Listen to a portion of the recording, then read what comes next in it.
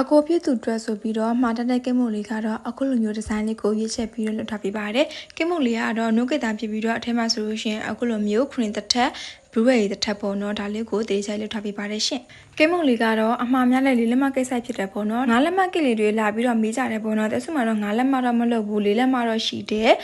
လေးလက်မ6လက်မ8လက်မပေါ့နော်ဒီလိုမျိုးကိမုတ်လေးတွေကိုမှာယူအားပေးလို့ရပါတယ်ရှင်တခြား site တွေကကြတော့တဲ့ဆုမလုပ်ပေးဖြစ်ပါဘူးအခုကိမုတ်လေးကကြတော့ဒီ 2D design လေးပေါ့နော်ကိမုတ်လေးကိုအဖြေအောင်လေးကိုမှအခုလိုမျိုးအမဲလေးနဲ့လိုက်ပြီးတော့အလှဆင်ထားပေးပါတယ်ကိမုတ်လေးကိုလည်းတဘောချလိုက်မလို့မျှော်လင့်ပါတယ်နော်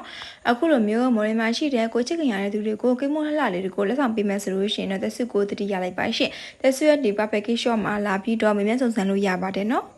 ဖုန်းဆက်ပြီးတော့မှာမယ်ဆိုလို့ရှိရင်တော့ညကို293195လက်ခုကိုဆက်ပြီးတော့မှာယူအားပေးလို့ရပါတယ်ရှင်မှားတဲ့ခါကျလို့ရှိရင်သက်စုဘက်ကနေ order confirm ချကိုလည်း10ရန်လေးကြိုပြီးတော့ယူပါတယ်နော်ကိမုတ်လေးကိုမှာယူအားပေးတဲ့ညမလေးရောဒီမိုးနေရှင်ပိုင်ရှင်လေးရောပေါ့နော်အရန်ကိုမှတဘောချလိုက်မလို့မျှော်လင့်ပါတယ် Happy birthday ပါရှင်